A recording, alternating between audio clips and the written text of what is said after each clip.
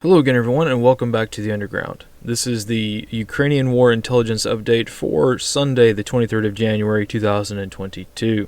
As always, this is being recorded the day prior on the 22nd of January. Starting with the European geopolitical update, one of the major bits of information that has come out over the past 24 hours has been the United States evacuating their embassy in Kiev. Embassy staff have been given the notice to start evacuating. This is not a very rushed evacuation. This is more of a more deliberate evacuation, and due to the United States history, recent history with evacuations failures, this is most likely a preemptive evacuation to get as many non-combatants out of the way as possible, so that they don't face a political defeat yet again. Something also that was interesting that actually happened quite a while ago but is becoming more relevant with the times is Russia passing legislation, or rather guidance, regarding mass graves. So this is something that happened back in December. Actually, on December 20th, this was finally approved. And this is, you can actually read it yourself if you speak Russian. For those of you who don't, this is coming from the Russian Civil Defense, and the translated title is The Urgent Burial of Corpses in Wartime and Peacetime, the general regulations for this. So this is something that's kind of interesting because this is something that you would expect from Cold War Russia, right? Like that they very much love their psyops, right? So you would expect Moscow to pass something like this or put forth regulations regarding mass graves of civilians and things like that as a scare tactic, right? That's what you'd normally think this of. Well, they actually haven't been, they did this very quietly. So me personally, I'm kind of on the fence as to the psyop value of this, because no Western media has picked this up. Very few people have actually followed, what the Duma does and what regulations are passed by various government agencies within Russia. And this was quietly done. Only a couple of places I've seen actually have actually figured this out and read the document. It's only a 20-page document, but since it's in Russian, most people can't read it. But in any case, I think it's very interesting that it's more. I think that it's less of a psyop and more of a logistical constraint, right? This is a logistical attempt to realize that, hey, Russia saw, at least in the conflict that has happened already in Ukraine, they saw a lot of casualties. You also have to remember Russia is dealing with the Chechen War, Grozny, places like that, in which they have a lot of experience with conflicts and fighting in civilian urbanized areas, and they've seen a lot of casualties. So they're starting to cross their T's and dot their I's when it comes to logistics of so many casualties coming out because of this. So again, this might be a Cold War era psyop that the Russians just love doing, or this could be a legitimate logistical problem that the Russians are trying to solve before they get into this conflict, and they're trying to get their stuff in order. In any case, this is becoming more relevant because this document and this guidance comes into effect on February the 1st. So this is coming up, and I thought, hey, so even though this happened a while ago, this is still relevant. Also, within Russia, there is a massive naval exercise underway in the North Sea. This is interesting because, once again, the North Sea is kind of Russia's, home plate when it comes to their naval forces, and they've got a lot of their experimental stuff up there. That's really the home fleet, is where Russia keeps theirs in the North Sea. It's interesting because this time of year it's extremely cold. Usually, you're not going to have a whole lot of activity coming out of the North Fleet this time of year, but again, Russia trying to pull out all the stops to either politically pressure or militarily position for as much as they possibly can. And I did want to mention that this exercise, the declared areas for this exercise, a lot of those areas fall within Norway's economic exclusion zone. So Norway's territorial waters, Russia's conducting exercises in. Something that doesn't happen very often. They've done this in the past, or they've declared, they've dropped NOTAMs for these specific areas, and kind of overlap Norway a little bit when relations are not so great. But they've done it again, so again, worth mentioning. Another Russian move over the past 24 hours is Russia demanding, actually, a return to the 1997 NATO borders. Essentially, what Russia has demanded is something quite outlandish wherever you're at on the spectrum of this incident here. Russia has essentially wants Romania and Bulgaria to be kicked out of NATO and for NATO's armies to be pulled out of Romania, which is this is an outlandish and utterly ridiculous demand. That would be very akin to the United States demanding that BRICS break up as a economic partnership. It just doesn't work, right? So to me, this sounds like Russia demanding something that they know without a shadow of a doubt that NATO's not going to do, just so that Russia can seem like the reasonable one in this, which is what Russia has been trying to do the entire time. And, we've got a lot of political stuff going on here in the United States, and people are picking sides on this kind of thing and talking about, the military-industrial complex versus the historical agreements we've had with Ukraine, and, whatever. But I think that's probably going to complicate things a little bit more because Russia declaring or demanding things that are impossible. Also, kind of interesting is Germany doubling down with their lack of support for Ukraine. Not only are they refusing to give Ukraine weapons themselves, but they are also trying to prevent Estonia from giving aid to Ukraine. So this is kind of another little diplomatic spat over some howitzers that Estonia is trying to give to Ukraine. Howitzers which were, oh man, the history of this goes back a long ways, and it's ridiculous. It's utterly ridiculous. Howitzers that were stored in the former East Germany, and then they were sold to like some other European nation, and now Estonia has them, and now Germany says that since they were stored here, we still own them. It's such a ridiculous thing that Germany is trying to prevent another independent nation from sending their own weapons to another independent nation. But again, I guess we'll see how that works out. To me, I'm reading this, as an American, and I can't help but think this is very interesting. And speaking of interesting, the great Russian fleet, the flotilla that is heading presumably to the Black Sea, I've got just a little bit more information on that. So this is the Minsk. This is actually an archival photo. I tried to get as much of a beam-on shot as I possibly could, but I wanted to show you that, like last time I mentioned that it would be kind of a sucky journey if these vessels, these landing craft, these amphibious landing craft were loaded with soldiers, and I think they are, because based on this archival photo, we can do a little bit of hip pocket imagery analysis. So for all you imagery analysts out there, take a chill pill because I'm working with PowerPoint here, and that is that you can take a look and do some very basic analysis and see that, the average human being is 6 feet tall, right? And there's a guy standing on the deck. We can cross-reference this with a guy who's obviously standing up straight, 6 feet there on that part of that, leaning up against that stanchion there. And what we can do is we can do a little bit of magic here and start measuring things. We can also confirm this 6 feet height based on the number, which size we know. And we can determine that based on what we can see in this image, as least distorted as we can get it, that the Minsk has 16-ish feet of freeboard when unburdened, meaning from the deck of the ship down to the waterline is about 16 feet. Now, of course, this will vary in sea state and change based on a lot of different stuff, but my point is this. This is an image of the Minsk that was taken as it was transiting through the Baltic Straits, and again, this is the other side of the ship, but it is again as close to a beam shot as we could find, straight on, perpendicular to the side, and of course the sea state's more turbulent, which skews the result a little bit. But since this is a rough approximation, we can enhance, right, and bring it in, and we can do the same, overlay that same graphic and see that the Minsk, as she was transiting through the Baltic Straits, has about 12-ish feet of freeboard. So you can see, quite obviously, she's riding low. And it's even more apparent with the Korolev, which is riding a little bit lower. Again, the sea state's throwing things off a little bit, but we can see that these ships have something on board. They might have a full complement. We don't know. I'm sure someone out there in the ocean world has figured out which units are on board already, but we're still tracking that down. In any case, I wanted to show that, hey, these ships have got some teeth on board, so I guess we'll have to see where they go next.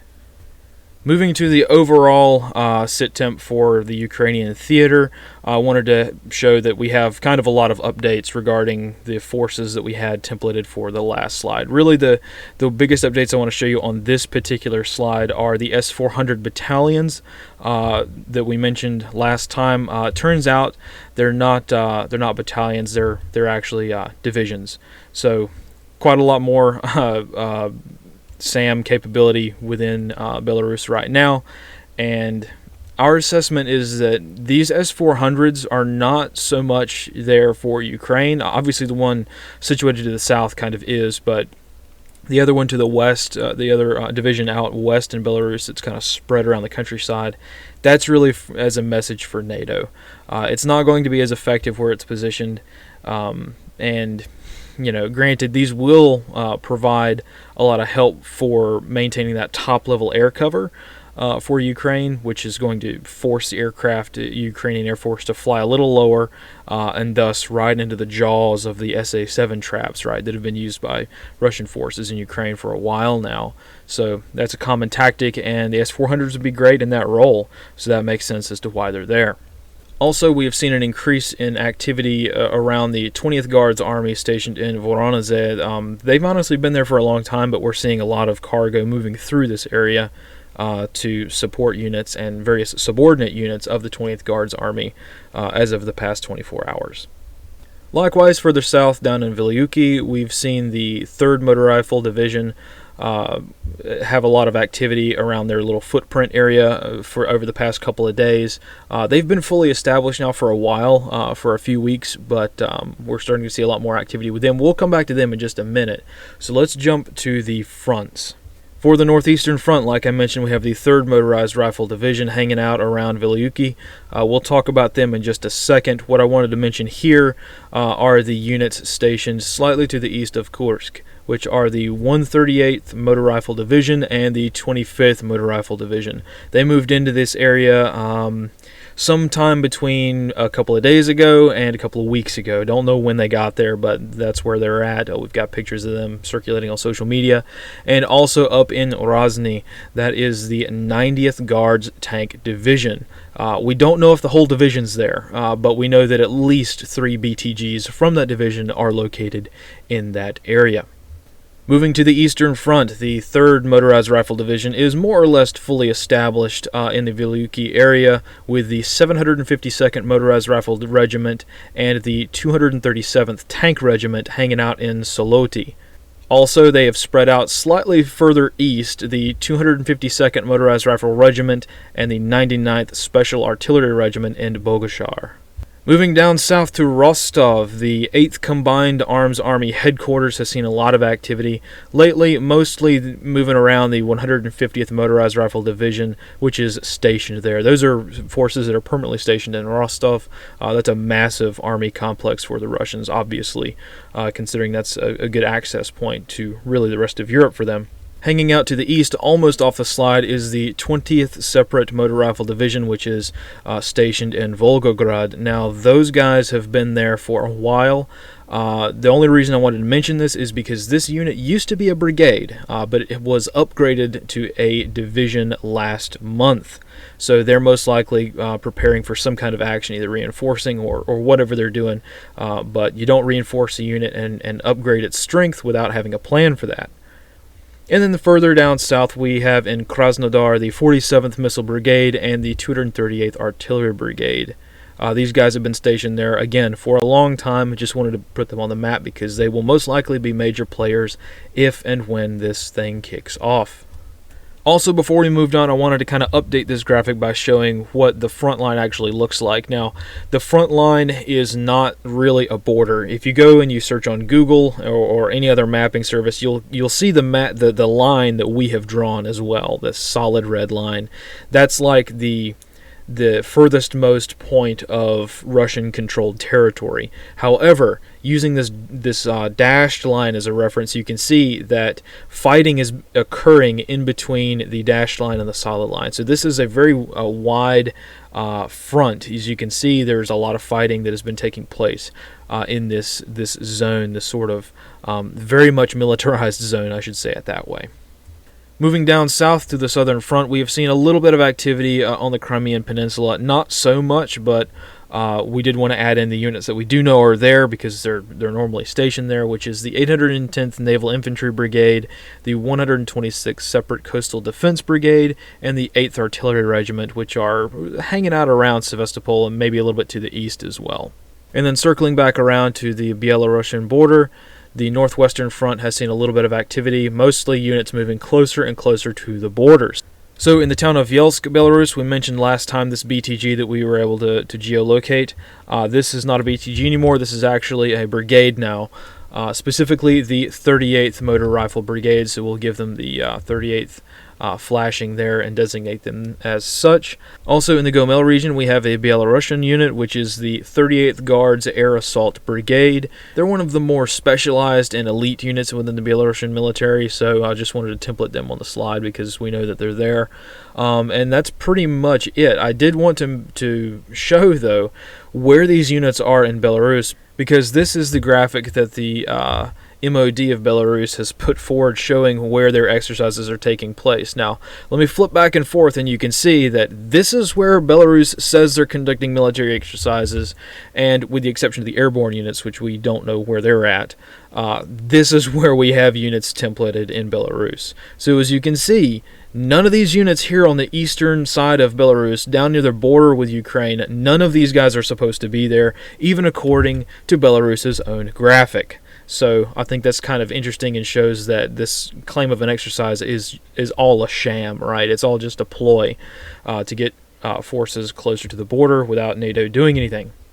Now, jumping back to our overall map here, I want to talk a little bit about theories of maneuver. And to do that, I have to talk a little bit of politics, and that is the minor incursion scandal that has occurred within the American White House over the past couple of days. So Biden himself has made a lot of gaffes, a lot of misquotes, and he's said a lot of offensive stuff even before taking office. So he has a very long history of political gaffes, right?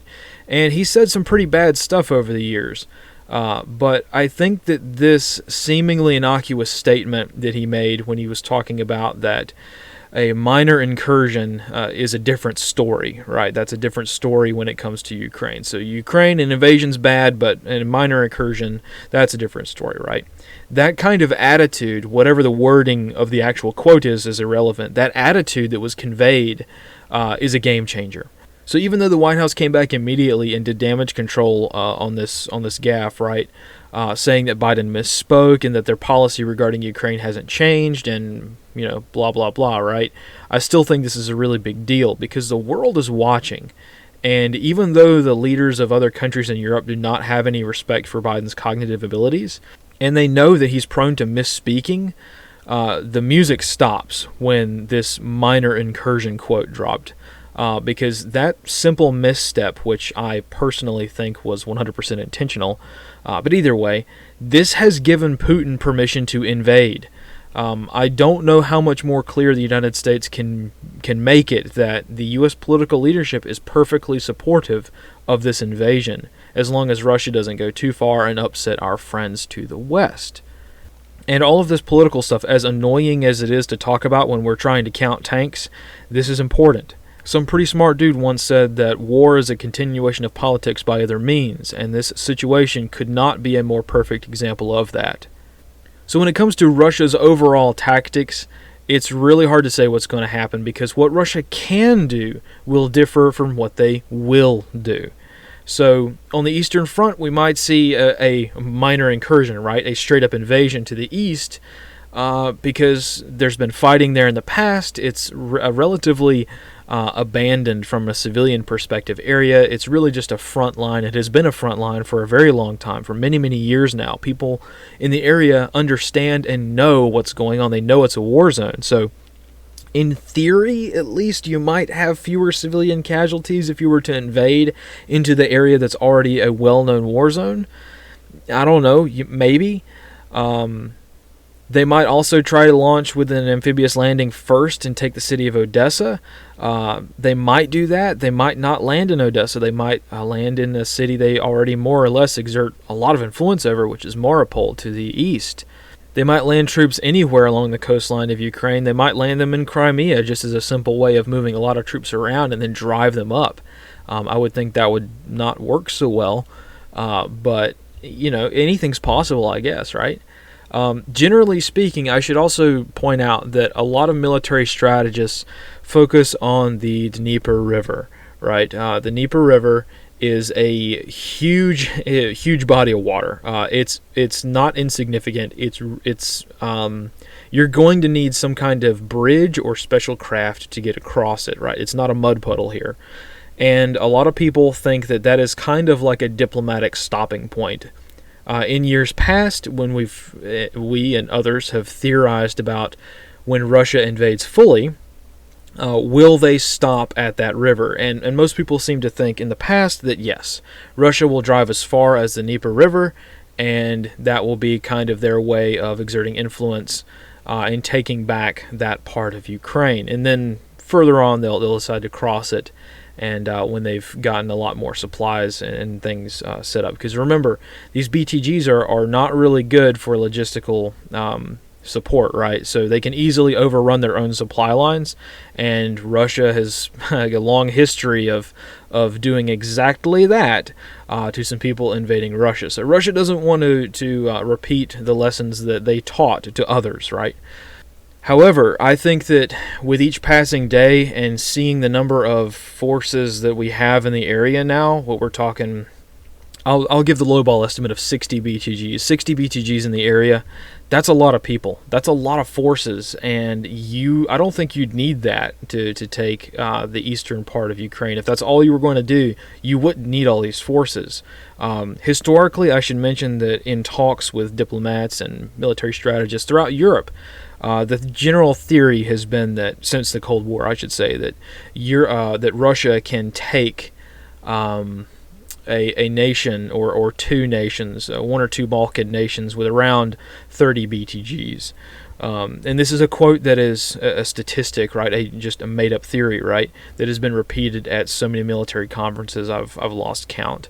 And if that quote is true, if that idea is valid, I should say, then we're sitting at 60. We're sitting at double that for Ukraine, right? So they've got more troops than what they need.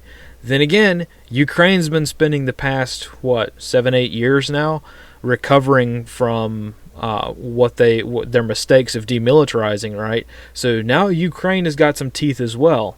This is not going to be an easy fight for anyone involved. I think the general consensus is that Ukraine is going to lose no matter what. But again, you also have to remember, Ukraine, whatever you think about it, whatever you read in the news or watch on Vice, right, about the Ukrainian military, you also have to remember they're fighting for their homeland, right? And again, like I mentioned, whether or not another foreign nation should fight for someone else's homeland is irrelevant in that debate, because Ukraine is fighting for their home.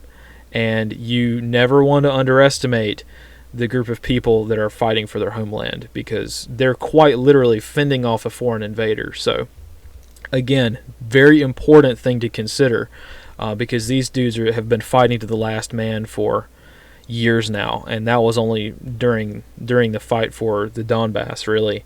They've been fighting to literally the last man in every unit, in many cases, I should say. So there's a lot of things that can happen. I will point out, though, that as far as what Russia's going to have to do, Russia's got some tall orders, right? And they're going to have to be quick about it, because the spring thaw is about to occur in just a few weeks. And really, when we talk about the spring thaw, what we mean is, look at this terrain. Look at this terrain to the south and to the east of Ukraine. That's open tank country. That's what Russian tanks were made to just punch through really easily. But you also have to remember that Ukraine would have the advantage when the spring thaw happens, meaning that tanks, while they are, of course, more or less all-terrain vehicles, right?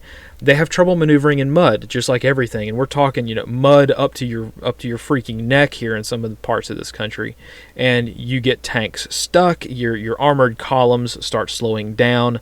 That's going to tip the scales in the favor of Ukraine, who are going to have to use a lot more asymmetric tactics when it comes to taking out a lot of this Russian armor.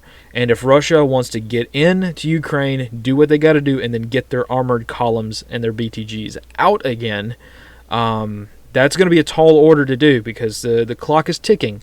So that's why all this urgency. That's why if you look around and you're saying Russia's going to do it any day now, well, it's because the clock's ticking, right? They only have so much time before they start losing the overwhelming advantage, or pieces of the overwhelming advantage that they currently have. Now, when it comes to actual locations, Kharkiv will have to be taken very quickly. They're going to have to take Kharkiv quickly in order to provide support for the assault on Dnipro. So Dnipro is a city right there on the Dnieper River, and it is a crucial hub for central Ukraine. So this is going to be very important for Russia to take quickly. If that's what their goal is, they're going to have to punch all the way to the Dnieper River, and if that's going to have to be what stops them. Because that's really the only geographic feature that can stop Russia in eastern Ukraine. Everything else is very open, and there's plenty of roads to drive on, so you don't even have to go cross-country most of the time. So Kiev is also another massive military target, but again, bringing the politics back into it for a minute, depending on what NATO does, Russia might leave Ukraine's capital alone for the time being. I don't know. It all depends on what Russia really wants to do.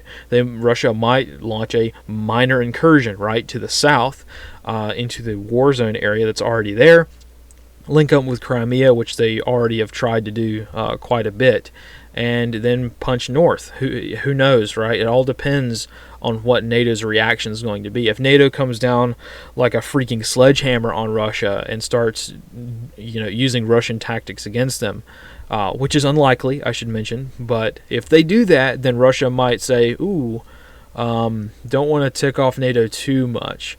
But right now, we're seeing a very much permission being given by the big dogs in NATO, which are the United States and some of the other more significant military powers. So right now, I think Putin and Russia they've got all they need to do this. They've got the permission, they've got the logistical constraints, they've got the energy crisis going on in Europe, which is complicating things and giving Russia the advantage on the economic front when it comes to that kind of stuff. So, I should also mention that this just stacking on top of how confident Russia is, I should also point out that Russia has left herself extremely vulnerable to a counterattack by NATO. Almost comically vulnerable, right? It's almost like it's a joke. And again, this is very, very remote, but the forces that have been moved around for this shindig are not something that can hold their own against NATO, right? The BTG, as interesting of an idea as it is, and the BTG, I should mention, is the right tool for this task, right? The BTG is a great style of unit to use in Ukraine. Again, it's what it was made for, essentially. But the BTG as a concept is not super great for the powers of NATO, right? We're not seeing Russia mobilize her entire military. We're just seeing her mobilize BTGs, cherry-picked from here and there. We're not seeing main human wave infantry divisions being stood up or anything like that, like you would normally see if NATO counterattacks were a concern. So Russia leaving herself vulnerable to a counterattack by NATO, that just kind of points to how confident Russia is that NATO's not going to do anything at all. So, if nothing else, even if you don't know what NATO's going to do, I can tell you what Russia thinks. Russia is betting very strongly on NATO not doing anything significant, that is. And we've seen that over the past couple of weeks, because I can tell you that Russia has been in the mood to call all the bluffs of NATO, so NATO's not going to do anything significant because Russia is going to be right there to call those bets. So that's all we've got for now. Stay tuned for some more disturbingly outdated maps here from us in the future. We'll continue these briefs as long as this is an interesting thing to follow for people. And yeah, I guess we'll have to see what the next few days and weeks bring, because we don't have that much more time before Russia has got to start moving, either committing one way or the other, either invading or start moving all of these troops and men back to where they came from. For the springtime. I guess we'll have to see how that all works out, but in any case, we'll be here doing what we can. So thank you again for watching. Thanks again for your support, and we will see you next time. And as always, fight in the shade.